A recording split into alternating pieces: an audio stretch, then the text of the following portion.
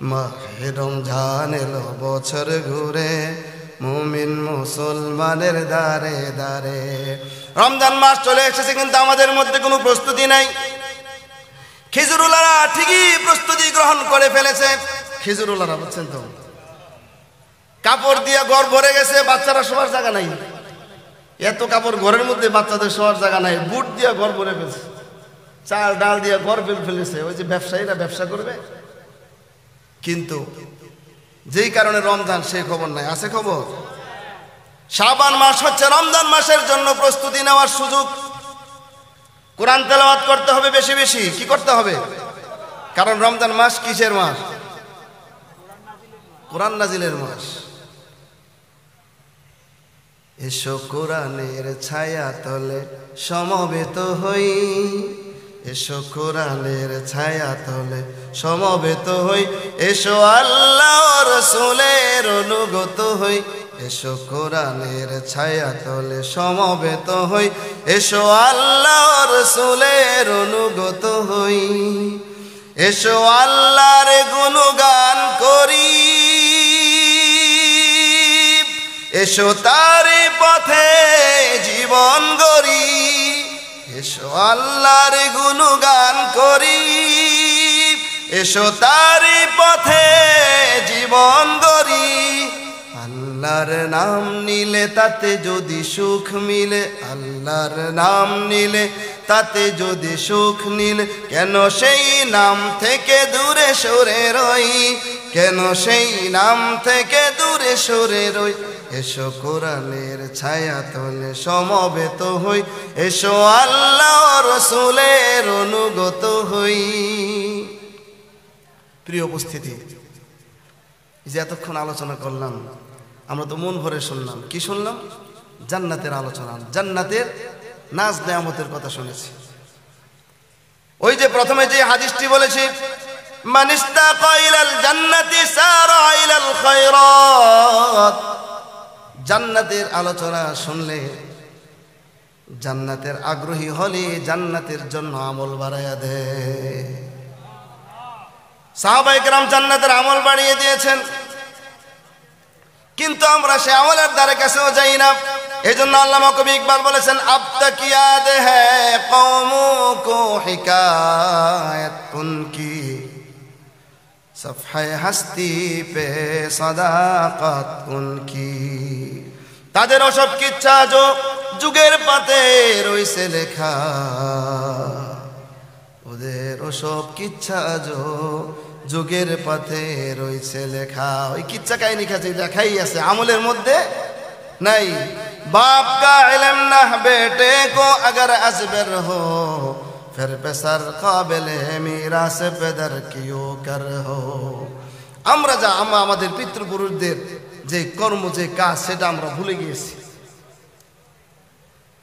আর পিতৃপুরুষের যে কাজ, সেটা যদি ভুলে যাই, তাহলে পিতৃপুরুষের সেই সঠিক পথ যদি আমরা ভুলে যাই, তাহলে আমরা কি জান্নাতের মেহমান হতে পারবো? তাহলে আমাদের কাজ কি হবে? আল্লাহ আল্লাহর রাসূলের অনুসরণ করা। কার অনুসরণ করা? কথা বলে না। কার অনুসরণ করা?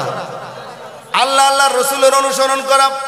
অনুসরণ তো আমাদের জিন্দেগিতে নাই। আছে অনুসরণ? নাই। রাজনীতিতেও নাই, সমাজের মধ্যেও নাই, ব্যক্তি জীবনেও নাই। আমরা এমন মুসলমান, যেই মুসলমানেরা স্ত্রীকে পর্যন্ত সালাম দেয় না। কথা কনা ঠিক কিনা? আল্লাহর নবী বলেন, লা তাদখুলুল জান্নাতা হাত্তা তুমিনু। জান্নাতে তোমরা যেতে পারবে না যতক্ষণ পর্যন্ত মুমিন না হবে। ওয়ালা তুমিনু হাত্তা তাহাব্বু। মুমিন হতে পারবে না যতক্ষণ পর্যন্ত এক অপরকে ভালোবাসতে পারবে না। বলে মুমিন না হলে জান্নাতে যেতে পারবে না, আর মুমিন হতে পারবে না একে অপরকে যদি ভালোবাসতে না পারো। এরপরে বিশ্বনবী বলেন, কিভাবে ভালোবাসা তৈরি হবে আমি কি তোমাদেরকে বলে দিব। সেটা হচ্ছে তোমরা পরস্পরকে সালাম বিনিময় করবে। আছে সালাম? সালাম আছে। চেয়ারম্যানকে দেখলে সালাম আছে, মন্ত্রীকে দেখলে সালাম আছে, এমপিকে দেখলে সালাম আছে। এমপির জুতা টানতে কোনো লজ্জাবোধ হয় না, কিন্তু বাবার জুতাটা হাতে নিতে লজ্জা লাগে। আল্লাহর নবী বলেন, জান্নাত হলো মায়ের পায়ের নিচে,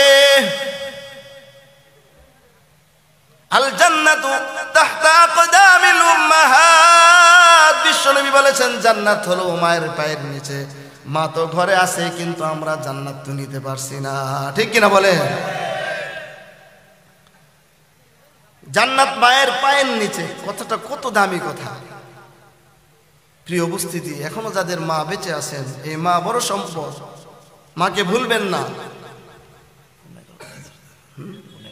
আচ্ছা ঠিক আছে, মাকে ভুলবেন না। যখন এই ঘরে প্রবেশ করবেন সালাম দিবেন, আসসালামু আলাইকুম আম্মা কেমন আছেন, কি বলবেন? সালাম দিয়ে সুন্দরভাবে আম্মা কেমন আছেন, অথবা মা তুমি কেমন আছো, তোমার কিছু লাগবে, তোমার শরীরটা ভালো। গভীর রজনীতেও যদি কোনো শব্দ পান, মায়ের ঘরে কোনো শব্দ পান, বুঝবেন হয়তো মা কোনো কষ্টে আছে।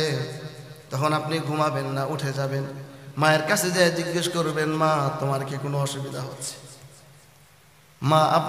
মা যখন মন থেকে আপনাকে দোয়া দিবেন, আপনি জান্নাতের বাসিন্দা হয়ে যাবে।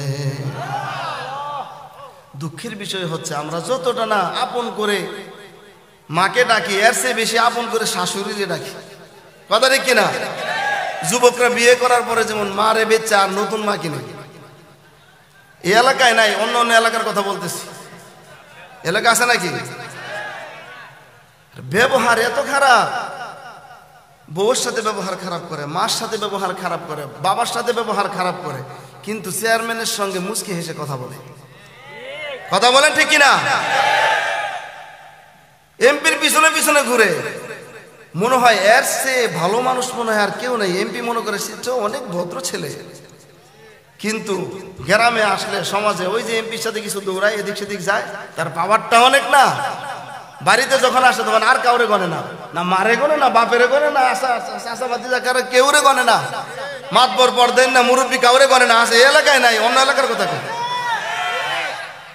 কাম নাই কাজ নাই। আবার দেখা যায় ঘরের মধ্যে বিল্ডিংয়ে উঠে, আবার মোটরসাইকেল দিয়ে দৌড়ায়, কোত্থেকে পায়?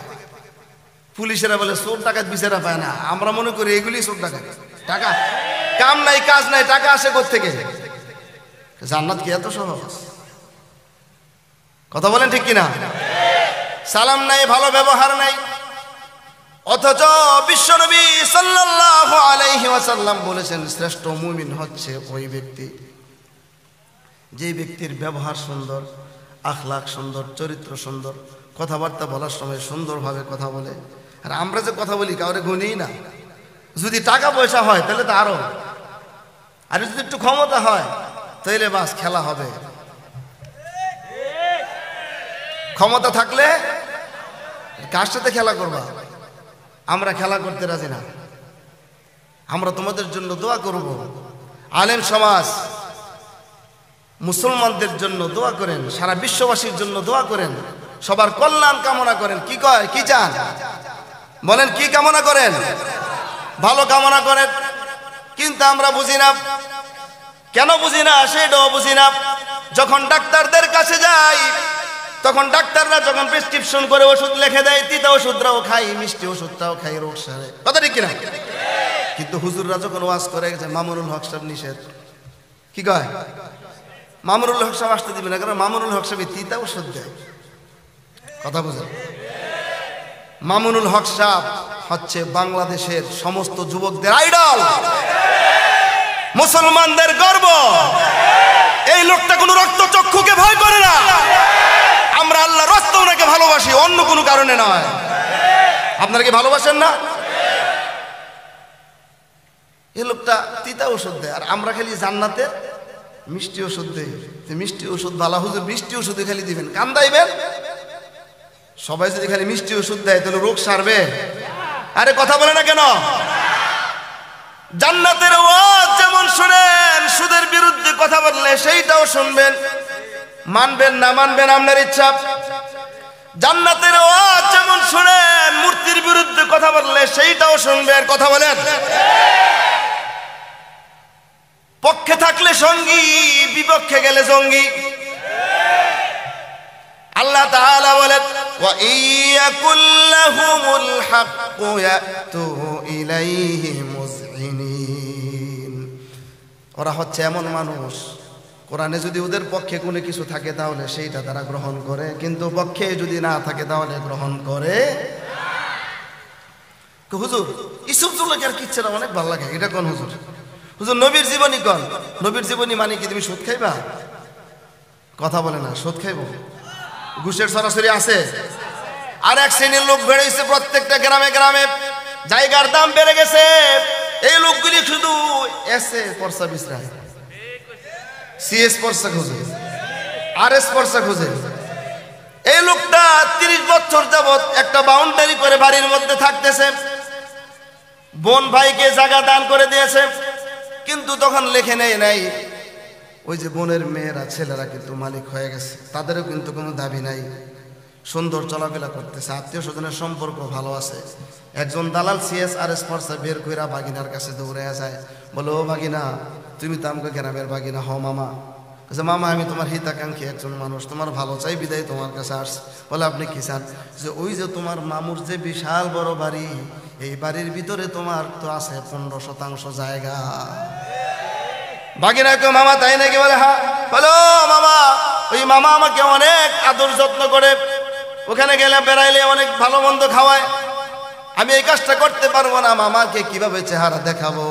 বলে বাগিনা তোমার মামার চেহারা দেখানোর দরকার নাই, ম্যাজিস্ট্রেট বাড়িতে, সাব রেজিস্ট্রার বাড়িতে নিয়ে আসবো।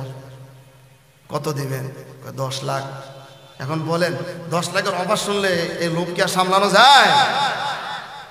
লোভে বইরা জায়গা বিক্রি করে মামুর সাথে ঝগড়াঝাটি শুরু হয়ে যায়, হয় কিনা বলেন? এই পয়সাটা খাওয়া কি বাগিনার জায়েজ হয়েছে? মামুর সাথে সম্পর্ক নষ্ট হয়েছে কিনা? আত্মীয়তার সম্পর্ক নষ্ট করেছে কত বড় গুনাহ জানেন? আল্লাহ আল্লাহ আল্লাহ। আমরা তো শুধু জান্নাত জাহান্নামের ওয়াজ শুনি, আমারে আজকের আলোচ্য বিষয় বাইন্ধে দিছে জান্নাতের ওয়াজটা করবেন, আলোচ্য বিষয় দিয়ে দিছে এটা। আমি ঘুরে ফিরে কিন্তু জান্নাতের ভিতরেই থাকতেছি, বাইরে কিন্তু না। যতগুলি হাদিস এই পর্যন্ত নিয়ে আসতেছি এগুলি সব জান্নাতের সাথে সম্পর্কযুক্ত। কথা বলছেন না, বুঝেন নাই? আপনি শুধু নামাজ পড়বেন, রমজান মাস আসছে রোজা রাখবেন, আপনি মানুষের সঙ্গে ব্যবহার খারাপ করবেন, আল্লাহ নবী বলেন না আকমালুল মুমিনিনা ঈমানান আহসানুহুম খুলুকা, যার ব্যবহার সুন্দর সেই হচ্ছে বড় মুমিন, সে হচ্ছে ভালো মুমিন, সে হচ্ছে উত্তম মুমিন। যার ব্যবহার ভালো না, যার চরিত্র ভালো না, চরিত্র ভালো না যাদের, ওরা কি যে বেশি বেশি জান্নাতি হবে? নাকি এই দালাল শ্রেণীর লোকেরা বেশি বেশি জান্নাতি হবে? ক্ষমতাবান লোকেরা বেশি বেশি জান্নাতি হবে নাকি ধনী লোকেরা বেশি জান্নাতি হবে? বলেন, জানেনই না, বলবেন কি? বলে দিব, বলে দিব।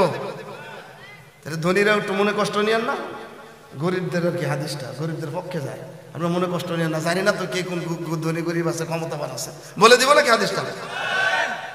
আল্লাহ নবী বলেন আমি জান্নাতও দেখেছি, জাহান্নামও দেখেছি, জাহান্নামের অধিবাসীও দেখেছি, জান্নাতের অধিবাসীও দেখেছি। আমি জান্নাতে দেখলাম অধিকাংশ জান্নাতি হচ্ছে গরিব মানুষ। আপনারা খুশি না নারাজ? অধিকাংশ জান্নাতীরা গরিব মানুষ, ফুকারা, মিসকিন। আমগো দেশের মিসকিন যাইব কিনা আল্লাহ জানে। আমগো দেশের মিসকিনরা আবার অনেক অহংকারী করে, গরিব কিন্তু অহংকার ছাড়ে না। বড় লোক তো নির্যাতন করে, গরিবেরাও শুধু পেলে নির্যাতন করে। আপনি বলবেন কেমনে? একটা রিক্সার মালিক হয়েছে, থানার মোড়ে বসে রয়েছে, কনকনে শীত, একজন আসছে, এসব আমি তো দক্ষিণ বাজার ভাড়া কত? 200 টাকা ভাড়া। শরীরটা বেশি মেস করতেছে, বেশি ভালো লাগতেছে না, বসে রয়েছে, টিপ টানার ইচ্ছা নাই। আবার দেখে কোনো রিক্সা আইসা পরে কিনা দেখে, আবার দেখতেছে মহিলা নিয়ে নামছে, তো ওই যে একটা সুযোগ পাইছি। আচ্ছা বলেন তো এটা গরিব কিন্তু নির্যাতনকারী কিনা? বলেন, এই বোধের গরিব হয় না, সহজ সরল গরিবের কথা বলতেছে। একটু তাকবীর দিবেন।